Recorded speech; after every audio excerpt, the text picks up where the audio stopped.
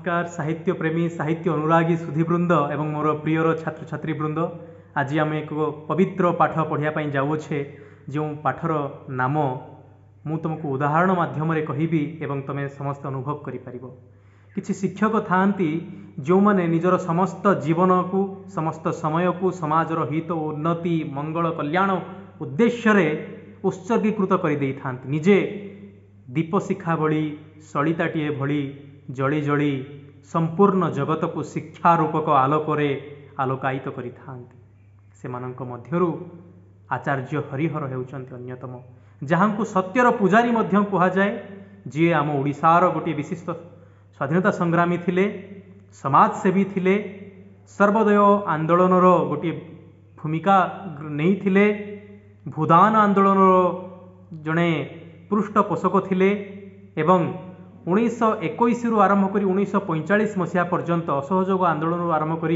भारत छाड़ आंदोलन पर्यंत संपूर्ण स्वाधीनता संग्राम रे ओडिशा रु से प्रतिनिधित्व करी अत्यंत सक्रिय भाव से अंशग्रहण करथिले एवं निज शिक्षकता जीवन मध्यरे निस्वार्थपर शिक्षकता जीवन मध्यरे से अगणित असंख्य एभली विशिष्ट छात्र मानंकु से जन्म देइथिले से मानंकु समाज निमंते ओतःप्रत जोड़ित रही काम करिवा पई समाज को प्रति निश्वास रे अनुभव करिया पई जो प्रेरणा देइथिले ताहा आज पर्यंत आमे हम समाज रे देखिबा को पाउछु।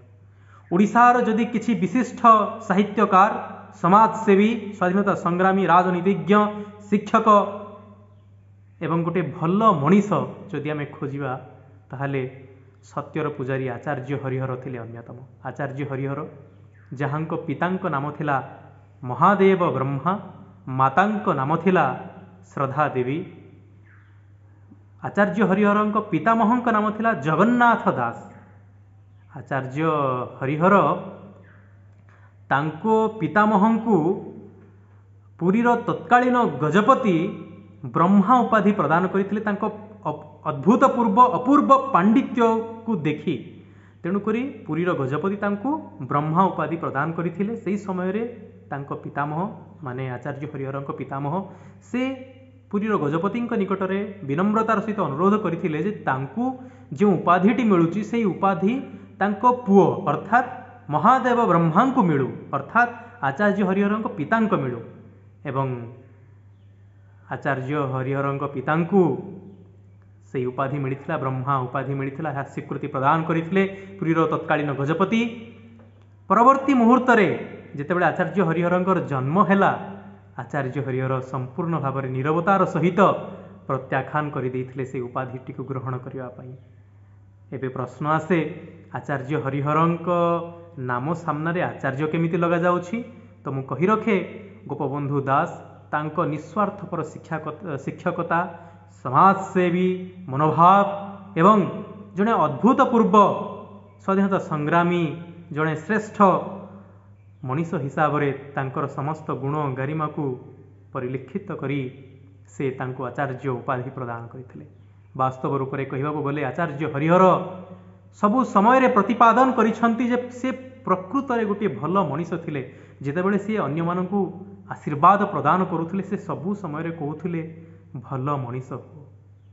आमे भल मनीष क्या कहबा समाज रे जीए निजकु न देखी अन्यर हित उन्नति मंगल कल्याण उद्देश्य रे संपूर्ण जीवन को उत्सर्ग करती से कहबा में भल मनीष। आचार्य हरिहर ठीक सेमिति गोटे भल मनीष थिले तेणुकरी से समस्त को आशीर्वाद करुथिले भल मनीष हो। जेतेबेले आमे आचार्य हरिहरंक जीवन पाठ करिबा से समय आमे अनुभव करि परिबा आचार्य हरिहर जेतेबेले सत्यवादी वन विद्यालय रे जहाँकि आम देशर प्रथम मुक्त विश्वविद्यालय बोली कहले अत्युक्ति हब नाही जोठारे पंचसुखा जुगर समस्त कवि लेखक प्राबंधिक समस्त निस्वार्थपर भावना रखी सेवा करुथुले शिक्षकता प्रदान करुथुले एवं सेठाकू मनीष गढ़ा कारखाना बोली आख्या प्रदान करा जाइथिला। पंचसखा जुगर किछि प्रमुख शिक्षक मानक नाम जदि मु कहिबी तन्मध्यरु गोपबंधु दास नीलकंठ दास कृपासिंधु दास गोदावरीश मिश्र आचार्य हरिहर होउचंती अन्यतम। सेमानंकर लेखा, सेमानंक साहित्य, सेमानंक व्यक्तित्व, सेमानंक कथाबार्ता, सेमानंक आचार विचार व्यवहार सबु किछि बेस उदाहरण सृष्टिकारी थिला एवं समाज रे सबु समय रे से भल मनीष तैयारी करिवा पई प्रचेष्टारे निजको नियोजित करी रखिथिले। आचार्य हरिहरंक विषय जदि मु कहिबी, से जेतेबेले शिक्षकता जीवन आरंभ करिथिले से समय रे छात्रावास रे पिला मानकर काछु धोई दबा, काहाकू जदि ज्वर होउथुला राति राति बसी सेई रोगी को सेवा शुश्रूषा करने सहित जगी रहिबा एवं गाँ रे जदि होइजा व्यापुला ताहले गाँ गाँ बुली होइजा रोगी सेवा करिबा, भूदान आंदोलन रे सक्रिय अंशग्रहण करिबा, ओडिशा रे सर्वोदय आंदोलन गोटे भूमिका ग्रहण करिबा एवं 1921 असहयोग आंदोलन ठारू आरंभ कर 1945 भारत छाड़ आंदोलन पर्यंत, जदिव भारत छाड़ आंदोलन 1942 मसीह रही है, किंतु मु कही रखे 1921 रु 1945 मसीहा पर्यंत भारतर समस्त स्वाधीनता संग्राम रे से सक्रिय अंशग्रहण करथिले, ओडिशार प्रतिनिधित्व करथिले। इंचुडीर लवण सत्याग्रह आंदोलन हो किंबा भारत छाड़ आंदोलन हो, सबु समय रे से सक्रिय भाव रे प्रत्यक्ष रूप से आंदोलन रे अंशग्रहण करी भाग नहीं छंती एवं सबु समय रे आम ओडिया जाति प्राण को से सबु समय रे उपरे रखी सबु समय रे से गोटे भावना को परिप्रकाश करथिले जे वसुधैव कुटुंबकम, संपूर्ण वसुधा होछि तांको माँ। तेणुकरी से सबु समय रे आम ओडिशार समाज रु चेष्टा करथिले सांप्रदायिकता भेदभाव दूर हो, नारी जागरण हो एवं भाषागत रूपे, आंचलिकता रूपे एवं जातिगत भावे जातियान भेदभाव जहाँ जहाँ सबू कुरीति कुसंस्कार आम समाज रे थिला से सबू को दूरीकरण निमित्त से अनेक चेष्टा करि जाई अछंती। आचार्य हरिहरंक जन्म होइथिला पूर्णिमा तिथि रे, मु कहि रखे 8 मार्च 1879 रे तांको जन्म होइथिला। फाल्गुन पूर्णिमा रे जन्म होइतिला तांकर। श्री रामचंद्रपुर साखी गोपाल ग्राम पुरी रे तांकर जन्म होइतिला। पितांक नाम मु कहिथिली महादेवी ब्रह्मा एवं मातांक नाम थिला श्रद्धा देवी। जड़े बहुत भल मनीष थिले तांको बापा एवं माँ एवं आचार्य हरिहरंकर जीवनर संस्कारर प्रथम पुनाधि पड़िछि तांको बापा मांकर दिगदर्शन रु, तांको बापा मांक संस्कार रु। एवं जदि मु कहि रखे आचार्य हरिहरंक जीवनर जदि किछि प्रमुख घटनावली जहाकू आमे निश्चित रूपे मने रखिबा दरकार, तन्मध्यरु से छात्रावासरे पिला मानकर काछु धोई दउथिले, ज्वर हेले राति अनिद्रा होई जगी रहुथिले, होइजा लागिला बेले से निर्भय रे गाँ गाँ बुली रोगी सेवा करुथिले, भल भावे अंक पढ़ाउथिले, नियमित सूता काटुथिले, खदड़ लुगा निजे प्रस्तुत करी पिंधुथिले, बुढ़ा बयस रे चाली चाली भूदान ग्रामदान आंदोलनर महत्व बुझाई लोकमानंकु सजाग कराउथिले, सर्वोदय आंदोलन रे सक्रिय भूमिका ग्रहण करिथिले। से पिलामानंकु पाठ पढ़ाउथिले पैसा नेबा पाई नुहे, बरं पाठ पढ़ाउथिले तांकु भल मनीष करी गढ़ी तोलिबा पाई। तेणु करी तो से प्रथम इंग्राजी व्याकरण चाइल्ड्स फर्स्ट ग्रामार बही लिखिथिले, जहाँकि 60 रु ऊर्ध्व थर पुनः मुद्रण हो सारिलाणी एवं आज सुद्धा मध्य ताहार लोकप्रियता रे कौनसी मात्रा रे कम होई नाही। भगवत गीतार सी अनुवाद करिथिले। मने पड़े जेतेबेले सी तांकर जेतेबेले से बंदी जीवन काटुथिले सेही समय ब्रह्मपुर जेल रे जेतेबेले से बंदी होइकी रहिथिले, सेही समय से बंदी कैदी मानकु भगवत गीता वेद वेदांत उपनिषद आदि को अत्यंत सरल सावलील भाषा रे से बुझाउथिले कहउथिले। तांकर संपूर्ण जीवनटी शिक्षकतार ही उत्सर्गीकृत हो जाइथिला। तांकर अनुध्यानर विषय थिला वेद वेदांत उपनिषद, जार सारांश को अति साधारण भाषा रे सरल भाषा रे से प्रतिपादित करिथिले। से समाज खबर कागजर संपादक थिले। ओडिया जनजीवनर गोटे प्रातः स्मरणीय नाम बोली कहिले तांको अत्युक्ति हो नाही, कारण से संपूर्ण जीवन ओडिया जनमानस रे गोटे प्रमुख रूप ଛାପ ଛାଡ଼ି ଯାଇଅଛନ୍ତି। ତାଙ୍କର ନିରଳସ କର୍ମମୟ ଜୀବନ ଥିଲା। ମୃତ୍ୟୁ ଉପରାନ୍ତେ ଯେତେବେଳେ ତାଙ୍କର ଧନ ସମ୍ପତ୍ତିର ଆକଳନ କରାଯାଇଥିଲା, ଆପଣମାନେ ଶୁଣିଲେ ଆଶ୍ଚର୍ଯ୍ୟ ହେବେ। ଆଚାର୍ଯ୍ୟ ହରିହରଙ୍କ ପାଖରେ ନିଜର ବୋଲି କେବଳ 2 ଖଣ୍ଡ ଧୋତି ଥିଲା, ଗୋଟିଏ ବାକ୍ସ ଥିଲା। ତାଙ୍କର ସବୁକିଛି ସେ ସର୍ବସ୍ୱ ସମାଜର ହିତ ଉଦ୍ଦେଶ୍ୟରେ ଦାନ କରିଥିଲେ। ଏଭଳି ଲୋକ ବାସ୍ତବରେ ବିରଳ ଥିଲେ। ସ୍ୱାଧୀନତା ସଂଗ୍ରାମରେ କିଛି ଲୋକ ଯେଉଁମାନେ ଯୋଗଦାନ ଦେଇଥିଲେ, ସେମାନଙ୍କ ଭିତରୁ କିଛି ଲୋକ ଅତ୍ୟନ୍ତ ଋଷି ପ୍ରତିମ ଲୋକ ଥିଲେ। ବିନୋବା ଭାବେ ତନ୍ମଧ୍ୟରୁ ଅନ୍ୟତମ।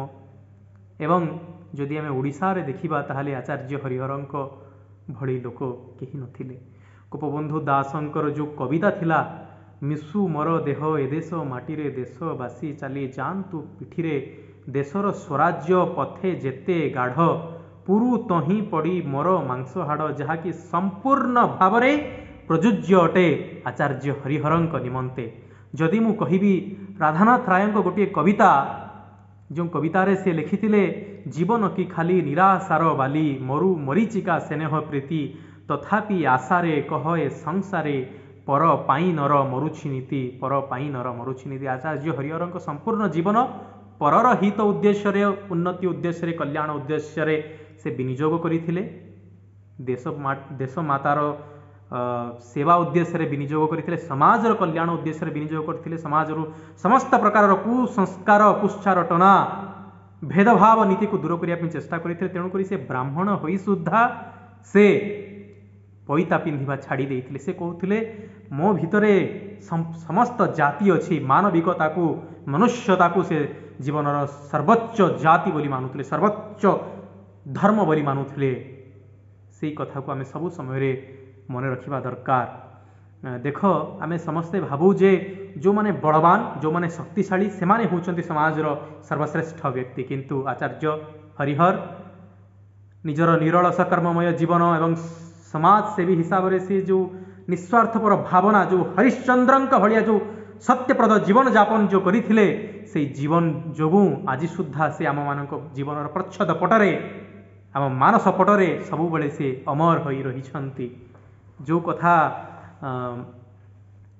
ସନ୍ଥ କବି ଭୀମ ହୋଇ ଲେଖିଥିଲେ, ମୋ ଜୀବନ ପଛେ ନର୍କେ ପଡ଼ିଥାଉ, ଜଗତ ଉଦ୍ଧାର ହେଉ, ପ୍ରାଣୀଙ୍କ ଦୁଃଖ ପ୍ରମିତ ଦେଖୁ ଦେଖୁ କେବା ସେହୁ, ମୋ ଜୀବନ ପଛେ ନର୍କେ ପଡ଼ିଥାଉ, ଜଗତ ଉଦ୍ଧାର ହେଉ, ତାହା ସମ୍ପୂର୍ଣ୍ଣ ଭାବରେ ପ୍ରଯୁଜ୍ୟ ଅଟେ ଆଚାର୍ଯ୍ୟ ହରିହରଙ୍କ ଜୀବନ ଉପରେ। ଯଦି ଆଚାର୍ଯ୍ୟ ହରିହରଙ୍କ ଜୀବନ ବିଷୟରେ ଆମେ ପଢ଼ିବା, ତାହେଲେ ଆମେ ଜାଣିବା ଯେ ଏହି ପାଠର ପ୍ରଥମ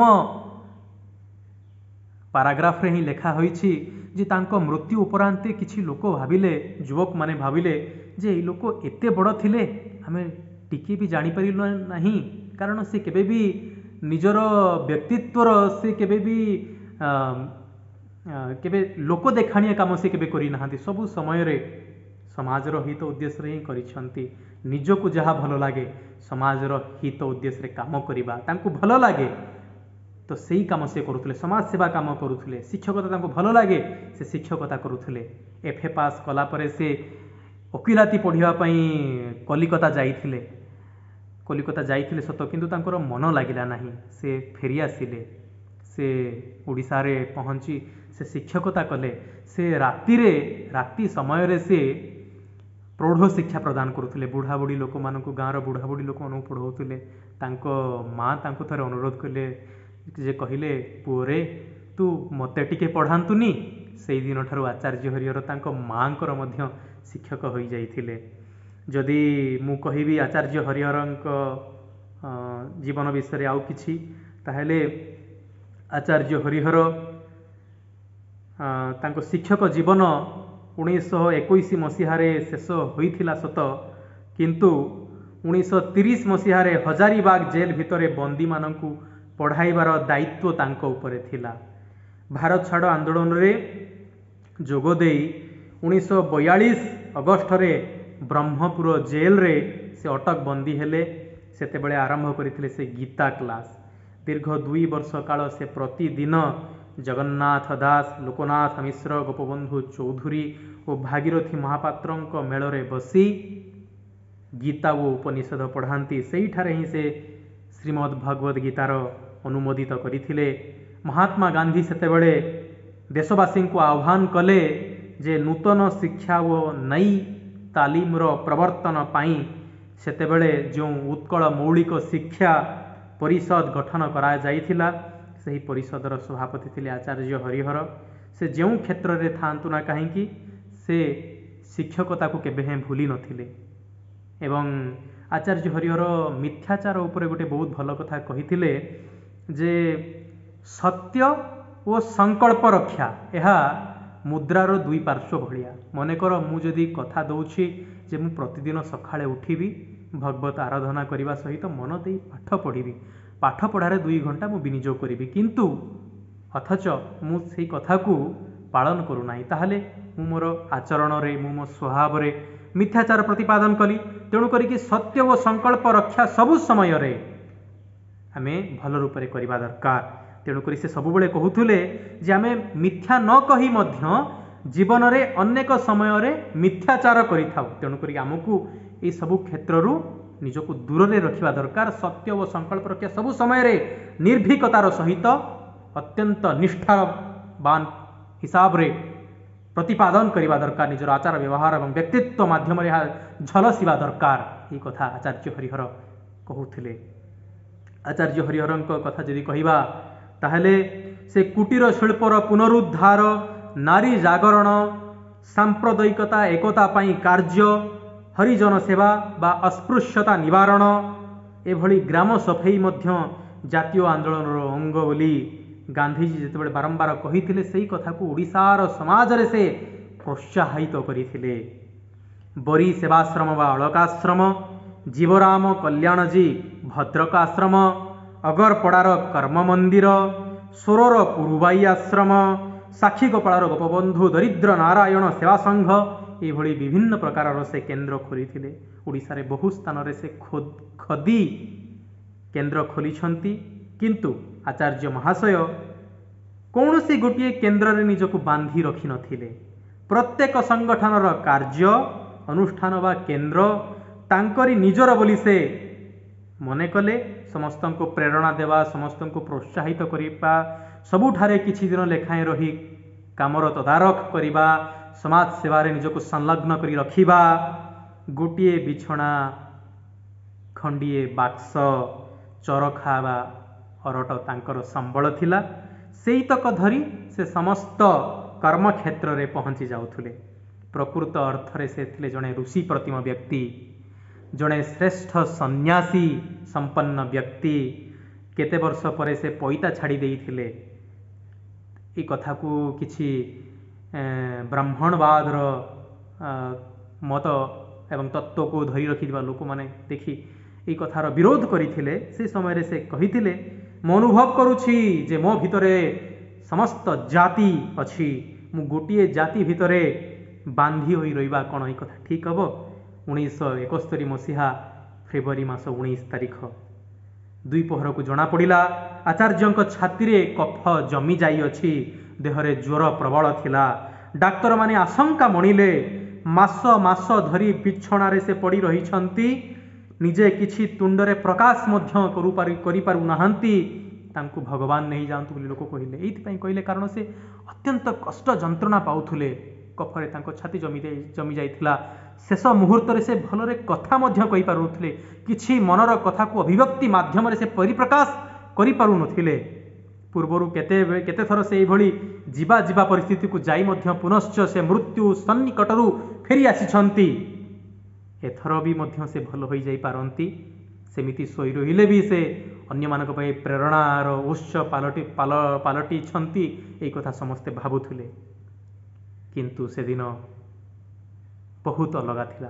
सकाळ 6:50 एकादशी तिथि आरंभ होईछि। निश्वास बंद होईगला। समस्ते पाद छुई मुंडियाटीए मारी नीरव रे तांको निकट रे छेड़ा हेले। गोटे जुगर शेष होईगला। आचार्य हरिहरंकर मृत्यु उपरांते गोटे जुगर शेष होईगला। सत्यवादी वन विद्यालय जहाँकि अर्ध शताब्दी धरी संपूर्ण ओडिया समाज रे गोटे नूतन रूप छाड़ीला गोटे नूतन छाप छाड़ीला। शिक्षकतार निकटरे शिक्षादान रे मनीष गढ़ा कारखाना नाम रे सही सत्यवादी वन विद्यालय से जड़े सक्रिय सदस्य थे, जड़े श्रेष्ठ शिक्षक थे। मृत्यु उपरांत गोटे जुगर अवसान घटिला भली लगिला। सन्यासी बोले बुझाए कौन? विनोद कानूनगो ये पाठ को अत्यंत चमत्कार ढंगरे समाप्त करिसेंती। सन्यासी बोले बुझाए कौन? सन्यासी कहले आमे कौन बुझू? संसारर समस्त माया मोह तुटाई जो लोक भगवत आराधना रे प्रति मुहूर्त व्यय करुछंती तांकु ही तो सन्यासी कुहाजिबो। हरिहर तो सही संज्ञा रे पड़ी जाई अछंती। श्मशान रु फेरी जदि तांकर केही संपत्ति तालिका करिथिले ताहले तांको मिलिथिला गोटिए सुधा टंका तांको नामरे पाई नथिले। खंडे दी खंड छोट धोती चदर जहाँकि तांको संपत्ति रूपरे पाइथिले एवं ताहा आज ओडिशार भूदान ऑफिस रे सजाई रखा जाई अछि। दुष्ट निष्पेषित दरिद्र अवहेलित और आर्तर सेवा ही निज जीवनर व्रत एवं प्रकृत भगवत सेवा बोली से अनुभव करी एका बेले के निश्चित हो जाइतिले जे तांकर संपूर्ण जीवन समाजर मंगल उद्देश्य रे ही कटिबो। सत्य ही भगवान एहार प्रकृत अर्थ से बुझीतिले। तेणु तांको सन्यासी कहाजिबो नाही तो आउ कोन कहाजिबो। तेणु पिले एवं साहित्य प्रेमी सुधी वृंद आज आमे एई जो पाठ पढ़िले सत्यर पुजारी आचार्य हरिहर जहाँ को विनोद चंद्र कानूनगो अत्यंत सुंदर ढंगरे निज शब्द दे लिखिछंती। यही पाठर आम कौन शिखा? आचार्य हरिहर सबुबले चाहूले भल मनीष हुओ। आज आम समाज रे डाक्तर इंजीनियर भरपूर मात्रा रे आईएएस ऑफिसर समाजर प्रशासनिक अधिकारी वैषयिक ज्ञान कौशल रे लेस थिबा कर्मचारी असंख्य मात्रा रे अछंती किंतु भल मनीष हाथ गणती अछंती। पिले आमे पुणी थरे कहीं आम समाज रे अब्दुल कलाम गोपबंधु दास मधुसूदन दास परी लोक आम पाई पारुना। आज सुधा आम समाज कहीं सांप्रदायिकतार से दुखदायक स्थिति रे आज सुधा पीड़ित अच्छी। आज सुधा जातीयाण भेदभाव को आम निजर रक्त रे पाउछु। आज सुधा आम कहीं दुर्नीतिग्रस्त अच्छु ता जितेबाला निजक निजे प्रश्न करवा से समय कालर कराल रे इतिहास चुप रहिबो वर्तमान चुप रहिबो। तेणुकरी आम उपरे गोटे विराट बड़ दायित्व अच्छी जे आमे किभली गोटे भल मनीषटीए होई समाज रे निजको प्रतिपादित करिबा एवं निजे भल हेबा सहित समस्तंकु भल करिबा निमित्त निजे हसिबा सहित निजे बंचिबा सहित समाजर समस्तंक मुहरे हस टिके देबा। गाँव रे रहुतबा आम अवहेलित से बुढ़ी मार मुहरे टिके हस देबा। स्वाधीनतार 70 वर्षर ऊर्ध्व समय बीतीगलानी पिले तथापि आज जाए आम समाज से दुखदायक परिस्थिति रे अछि। यही समाज को जदि बदलैबा को चाहिबा ताहले यही समाज को बदलैबार प्रमुख दायित्व आम समाजर भविष्यत पीढ़ी उद्देश्य रे आपण समस्ते अछ पिले। तेणु मन रख गोटे कथा जे निज जीवन को सबु समय रे समाजर हित उद्देश्य उन्नति उद्देश्य कल्याण मंगल उद्देश्य जदि आम विनियोग करवा और भल मनीषटीए होई सबु समय रे यही कथा को मन रखिबा जे वसुधैव कुटुंबकम पूरा वसुधा होची मो माँ। दुनियार जो कोणरे भी रहुना कहीं समाज सेवारे टिकिए नहले टिकिए आमे जदि निजको विनियोग करवा ताहले शिक्षार जो प्रमुख मंत्र असतो मा सद्गमय तमसो मा ज्योतिर्गमय मृत्योर्मा अमृतंगमय अशिक्षा रूपक अंधकार को दूर करी शिक्षा रूपक ज्योतिर्मय आलोक संपूर्ण समाज को आलोकायित करने जो प्रण आमको आम ऋषि संप्रदाय शिखाई थिले सही कथा को आम पूर्ण रूपे प्रतिपादित करि परिबा प्रमाणित करि परिबा। मु आशा करे तुमको ये पाठटी भल लागिला एवं सबु समय रे ये गोटे कथा को मन रखी आम जीवन रे जदि आगु को बढ़िबा ताले भल मनीषटी हेई परिबा। धन्यवाद। आपण समस्तंक जीवन सुखमय हो।